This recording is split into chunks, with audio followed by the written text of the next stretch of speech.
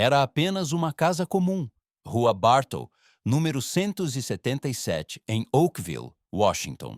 Tranquila, suburbana, nada que chamasse a atenção. Talvez se parecesse com a da vossa rua, o tipo de lugar onde as crianças deveriam crescer em segurança, a caçar borboletas no jardim, com as suas gargalhadas a ecoar pelas janelas. Mas por trás destas paredes, um segredo apodrecia. Durante 10 longos meses, permaneceu escondido, à espera de explodir e horrorizar não apenas uma pequena cidade, mas toda a nação.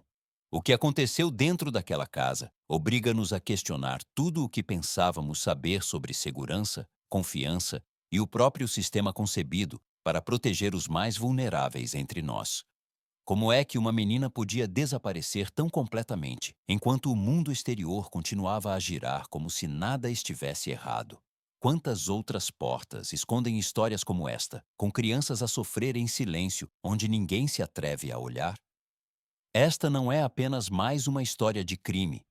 É um espelho que nos força a confrontar verdades desconfortáveis sobre negligência, sobre cumplicidade, sobre silêncio. Esta noite, vamos refazer cada passo, desde os breves momentos de alegria até as sombras finais do desaparecimento, para que a memória de uma criança não seja engolida pela escuridão. E tenho de vos pedir algo. Cada gosto, cada partilha, cada subscrição é mais do que apenas apoio para este canal. É uma forma de amplificar uma voz que já não pode falar por si própria. Juntos, ao mantermos estas histórias vivas, podemos garantir que as crianças esquecidas sejam lembradas e talvez, apenas talvez, outra vida seja salva. A 6 de dezembro de 2016, em Oakville, Washington, nasceu uma menina. O seu nome era Oakley Carlson. Tinha cabelo castanho claro, olhos castanhos e um sorriso que podia desarmar até o coração adulto mais duro. Era a terceira de 4 filhos, mas desde o início, a sua vida esteve envolvida em caos. A sua mãe, Jordan Bowers, já tinha sido condenada várias vezes por drogas e roubo. A adição dominava o seu mundo. Anos antes, em 2014, tinha perdido a custódia do seu primeiro filho. O seu pai, Andrew Carlson, outrora usou um distintivo de polícia em Aberdeen. Mas a sua carreira desmoronou-se, arruinada pelas suas próprias escolhas imprudentes. Juntos, criaram um ambiente que era tudo menos seguro para um recém-nascido. A pequena casa no número 177 da Rua Bartow tornou-se o primeiro lar de Oakley, um lugar cheio de drogas, discussões e desespero. Jordan esforçava-se para cuidar dos seus filhos. Um filho de 4 anos, uma filha de 1 ano com necessidades especiais e agora um bebê. Em junho de 2017, alguém finalmente telefonou aos serviços de proteção infantil, denunciando os problemas de saúde mental de Jordan e a sua negligência em relação à criança com necessidades especiais. O relatório foi ignorado. Um mês depois, chegou outra chamada. Desta vez, relatos de disputas domésticas, uso de drogas e crianças deixadas sem cuidados. Só então o sistema investigou. E em agosto de 2017, Oakley, com apenas 8 meses de idade, foi retirada da casa dos pais. O seu irmão mais velho foi viver com o pai biológico. Oakley e a sua irmã mais nova foram colocadas em acolhimento familiar. Essa decisão mudou tudo. A 22 de setembro de 2017, Oakley foi acolhida na casa de Jamie Joe e Eric Hiles em Elma, Washington. Pela primeira vez na sua curta vida, estava segura. Pela primeira vez, foi amada incondicionalmente. Oakley floresceu aos seus cuidados. Aprendeu a andar pouco antes do seu primeiro aniversário. As suas primeiras palavras, mamã e papá, não foram ditas aos pais que a tinham falhado, mas aos pais de acolhimento que lhe tinham dado estabilidade. Passava horas ao ar livre, a chapinhar em piscinas no verão, a perseguir folhas no outono, a correr pelo jardim com as suas botas de borracha favoritas. Mas era o inverno que ela mais amava. A neve iluminava-lhe o rosto e ela ria até as bochechas ficarem vermelhas. Jamie Joe disse mais tarde: "Pela primeira vez, o meu marido e eu sentimos-nos uma família completa." A Oakley completou-nos. Adorava cantar e dançar, especialmente ao som de Barbara Ann dos Beach Boys. Chamava aos seus sapatos de sapateado os seus sapatos barulhentos. Era travessa, inteligente, compassiva, o tipo de criança que abraçava livremente e tentava fazer os outros sorrir. Na creche, a sua professora lembrava-se dela como alegre, brincalhona, bem ajustada e sempre ansiosa por aprender. Oakley estava a florescer, a sua luz a crescer mais brilhante a cada dia. Mas as sombras começaram a rastejar de volta. Em março de 2019, depois de uma das suas visitas supervisionadas com os pais biológicos, Oakley voltou com uma fralda suja e arranhões nas bochechas. Jamie Joe denunciou. Nada foi feito. Meses depois, Oakley voltou de outra visita com uma história sobre uma briga violenta entre os pais. Outro relatório. Mais uma vez, ignorado. O sistema tinha sido avisado, repetidamente. Mas ninguém ouviu. No outono de 2019, Oakley tinha passado mais de 2 anos na segurança do seu lar de acolhimento. 26 meses de risos, de livros lidos antes de dormir, de aniversários e feriados cheios de alegria. 26 meses de tudo o que uma criança deveria ter.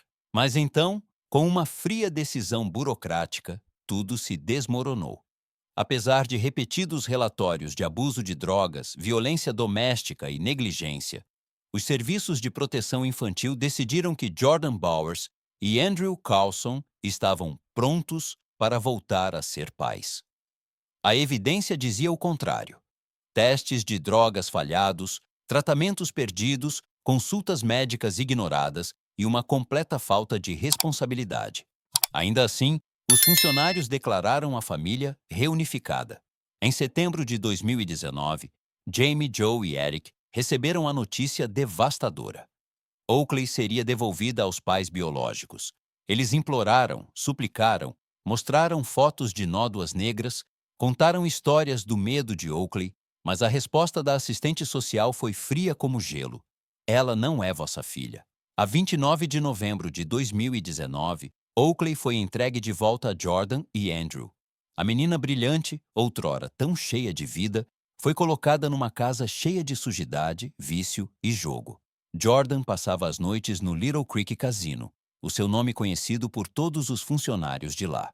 Milhares de dólares perdidos nas slot machines, enquanto os seus filhos procuravam comida nos armários. Andrew, despojado do seu distintivo e da sua honra, oscilava entre a indiferença e a cumplicidade. Oakley estava habituada ao amor, à rotina e à segurança. Agora, era confrontada com o caos. Pedia comida, mas não havia. Pedia atenção, mas a mãe já planeava a sua próxima ida ao casino. Cada pedido de Oakley tornava-se uma irritação. Cada riso, um lembrete da vida que Jordan não conseguia proporcionar. Depois chegou a pandemia, março de 2020. Os confinamentos varreram a nação, as escolas fecharam.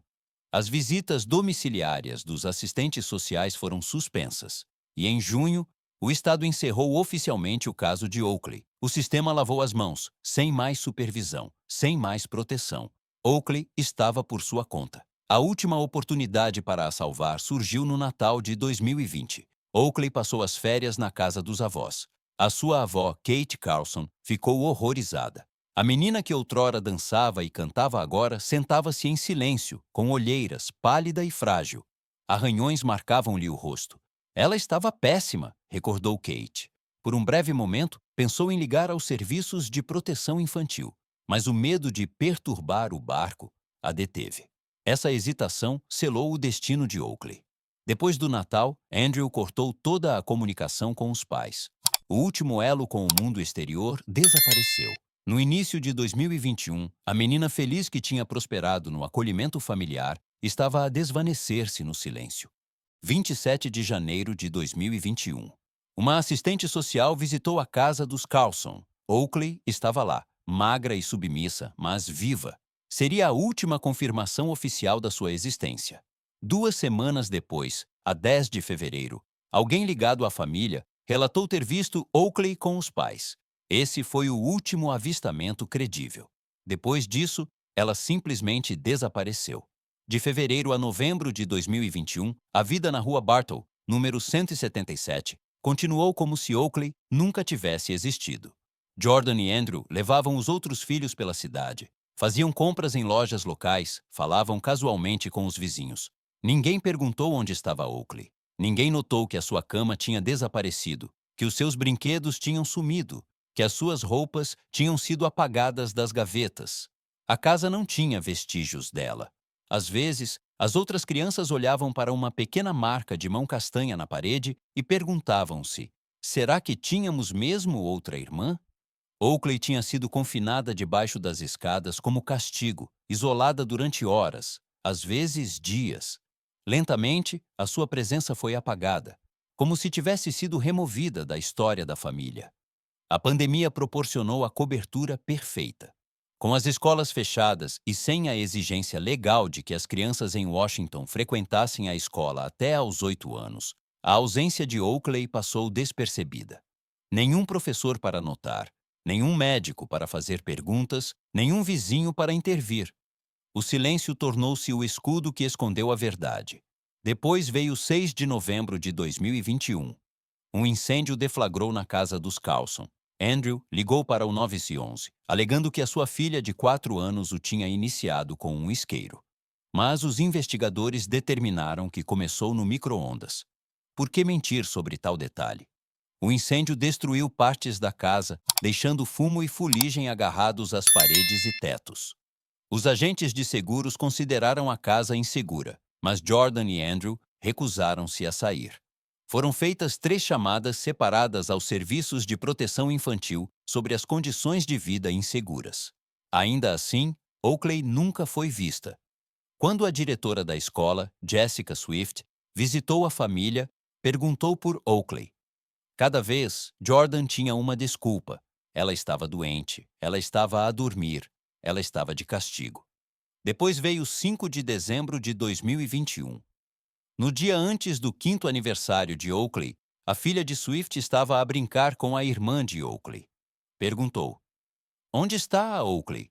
A menina encolheu-se numa bola e sussurrou palavras que partiriam o coração de Swift. A Oakley já não existe, não há Oakley. Swift contactou imediatamente Jamie Jo, a ex-mãe de acolhimento de Oakley. Oakley não estava com ela. Naquela noite, Swift manteve a irmã na sua casa por segurança. No dia seguinte, o aniversário de Oakley, ela chamou a polícia. A 6 de dezembro de 2021, os agentes chegaram ao quarto de hotel dos Carlson. Andrew alegou que Oakley estava com os pais. Quando lhe perguntaram a morada, disse que não sabia, embora lá tivesse vivido durante 20 anos. Minutos depois, a polícia observou Andrew limpar o seu telemóvel, apagando todos os vestígios de dados. Jordan tentou descarregar cartões de crédito na sanita. Quando os investigadores revistaram a casa, não encontraram cama para a Oakley, nem roupas nem brinquedos. Apenas uma velha marca de mão na parede e manchas que os testes de laboratório confirmaram pertencer-lhe. 10 meses de silêncio foram finalmente quebrados. E a verdade era mais sombria do que qualquer um poderia suportar. O desaparecimento de Oakley Carlson não foi apenas uma tragédia familiar, foi um colapso do próprio sistema concebido para a proteger. 11 relatórios separados tinham sido feitos aos serviços de proteção infantil. 11 pedidos de ajuda.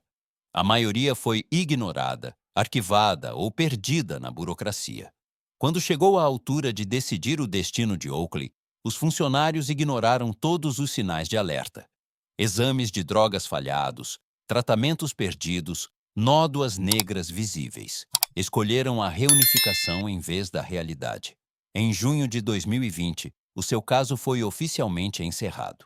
O governo lavou as mãos, e com essa decisão, a última tábua de salvação de Oakley foi cortada. Como é que a segurança de uma criança podia ser pesada contra a burocracia? Como é que tantos adultos, profissionais jurados para proteger crianças, podiam simplesmente afastar-se?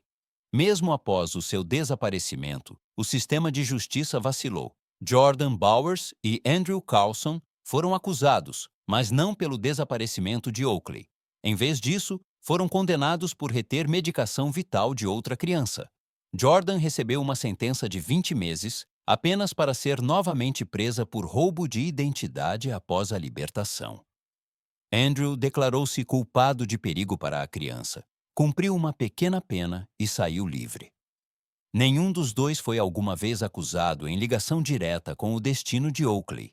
Entretanto, aqueles que realmente amavam Oakley recusaram-se a ficar em silêncio. Jamie, Joe e Eric, os seus pais de acolhimento, organizaram um fundo de recompensa de $100.000 por informações. Lutaram pela aprovação da Lei de Oakley, legislação destinada a impedir que outra criança escapasse pelas fendas do sistema. Mantiveram a sua memória viva em fotos, em entrevistas, em campanhas em todo o estado de Washington. Em julho de 2025, os outdoors digitais iluminaram as autoestradas com o rosto de Oakley. A menina de cabelo castanho claro e olhos castanhos olhava para o estado, um lembrete assombroso da inocência roubada. Imagens de progressão etária mostravam como ela poderia parecer aos 8 anos, idade suficiente para ler os seus livros favoritos, idade suficiente para dançar nos seus sapatos barulhentos, idade suficiente para sonhar com um futuro que lhe foi negado. No entanto, apesar dos esforços, apesar dos outdoors, apesar das dicas semanais que continuam a chegar, a verdade central permanece sem resposta. Onde está a Oakley? O seu caso encarna tudo o que está errado na proteção infantil. Cada relatório ignorado, cada nódoa negra desvalorizada, cada desculpa burocrática serve como prova de um sistema que falhou uma menina. E, no entanto, nos corações daqueles que a amavam, Oakley não é esquecida. Tornou-se um símbolo, não apenas de perda, mas da luta por todas as outras crianças em risco de serem apagadas. O desaparecimento de Oakley Carlson deixou um silêncio que ainda ecoa. Uma menina apagada, um sistema exposto e uma família de pais de acolhimento apegada a memórias em vez de marcos. Mas a história de Oakley não é a única. Em toda a América, há outros nomes, outros rostos, outras crianças cujas vidas foram roubadas muito antes de poderem realmente começar. Um desses nomes é Sofia Acasta. A sua história não é sobre uma criança que desapareceu no mistério, mas sobre uma criança cujas últimas horas revelaram uma crueldade indizível. Se o caso de Oakley nos mostrou como o silêncio pode destruir, o caso de Sofia mostrou-nos o que acontece quando um monstro é bem-vindo dentro de casa. Maio de 2011.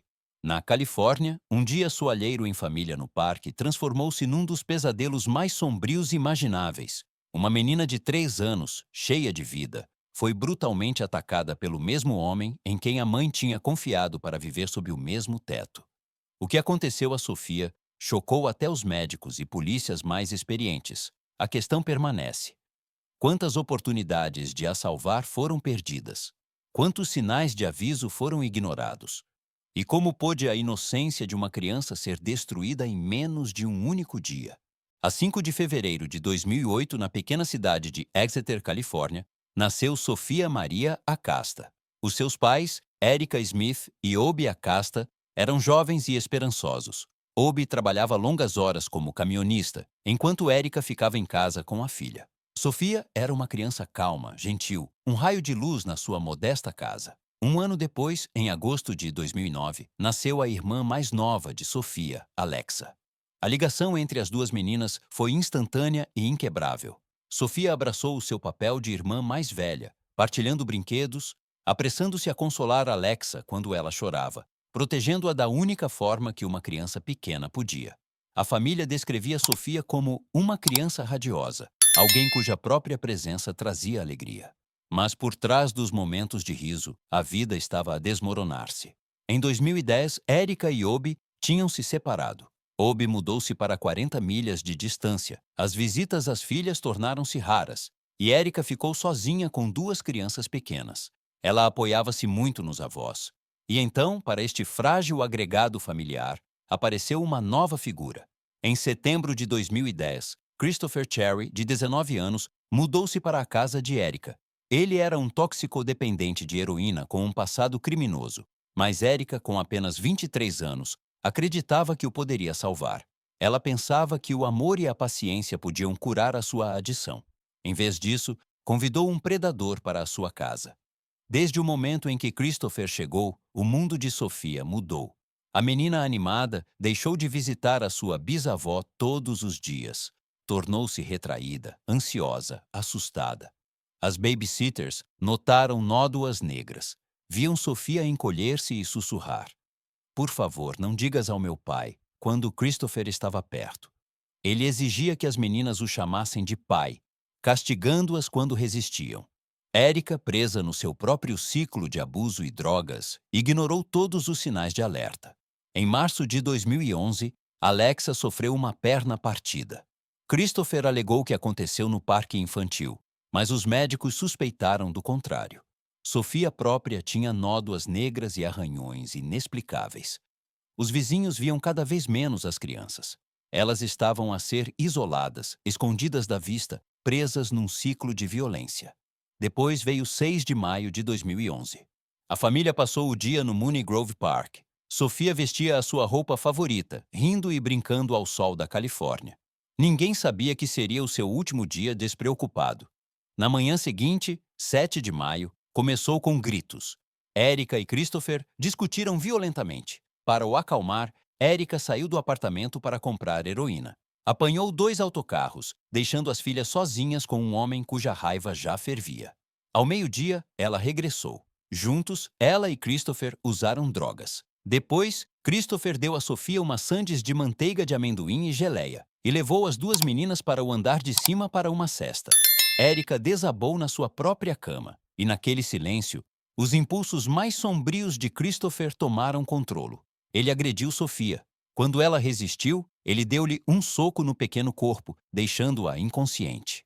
Ainda assim, continuou, a sua violência escalando até que o seu frágil corpo não conseguisse mais suportar. Sufocando, vomitando, magoada, Sofia sussurrou pela mãe.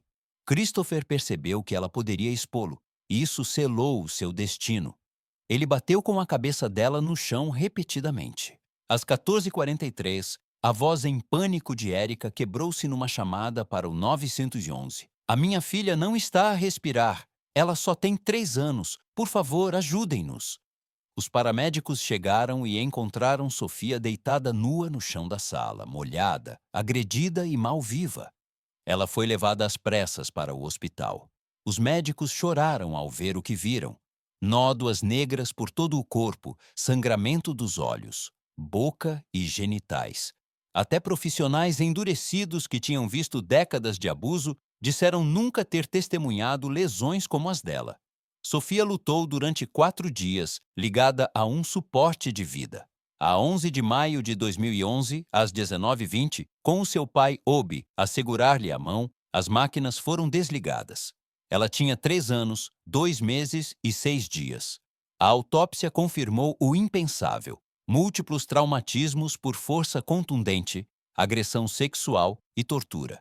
Sofia tinha sido brutalizada de maneiras que nenhuma criança deveria jamais suportar.